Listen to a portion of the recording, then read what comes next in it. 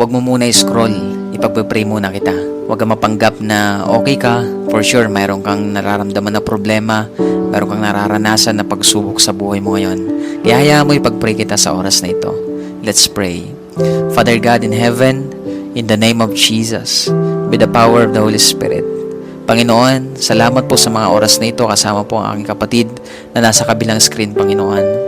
Lord, hindi po aksidente na nandito siya.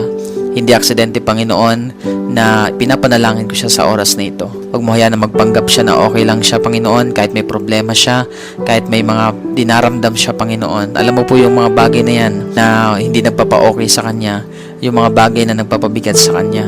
Na nakikita mo lahat yan, Panginoon. Kahit hindi niya sabihin, Panginoon, kahit hindi niya, Lord, i-share yan sa iba, nakikita mo yan, Panginoon. Alam mo kung paano siya nahihirapan. Alam mo kung paano siya nabibigatan sa lahat ng mga problema na yan, Panginoon. Kaya naman, Lord, akin po siyang pinagkakatiwala sa inyo. Bigyan mo siya, Panginoon o God, ng puso na nagpapakumbaba sa inyong harapan, na handa niyang i-lay down lahat, isuko lahat sa inyo, Panginoon o God, dahil hindi po niya kaya, Lord, na mag-isa. Hindi niya kaya, Lord, na harapin yung pagsubok, yung problema na yan, nang siya lang, Panginoon. Kailangan kanya, Panginoon, sa kanyang buhay. Kailangan ka po niya, Panginoon o God. Kaya right now, Lord, akin po pinapanalangin ng taong ito, bigyan mo siya, Panginoon, ng kalakasan.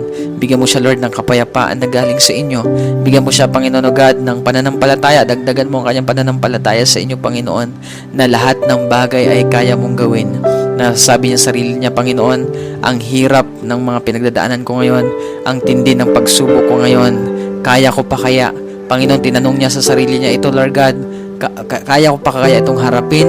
Hanggang kailan kaya itong pagsubok, itong problema na to? Right now, Lord, ipakita mo sa kanya na ikaw ang Diyos na dapat. Ikaw ang Diyos, Lord God, na dakila, makapangyarihan. Panginoon, minsan mo pa siyang yakapin, Lord God. Tulungan, Panginoon, sa kanya pong pinagdadaanan ngayon.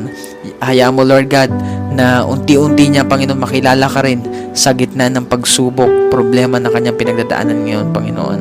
Lord, pinagkakatiwala ko siya sa inyo. I speak, Lord God, blessings. I speak strength. I speak peace, Lord God. I speak, Lord God, faith, Panginoon. I speak, Lord God, courage, Panginoon, sa kanya pong puso in the mighty name of Jesus.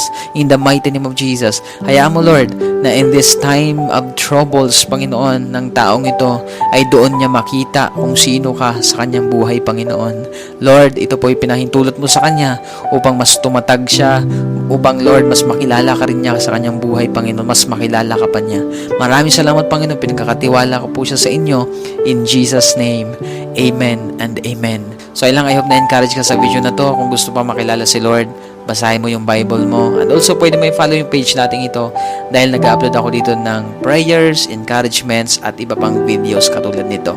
Maraming salamat. Always remember that Jesus loves you. God bless.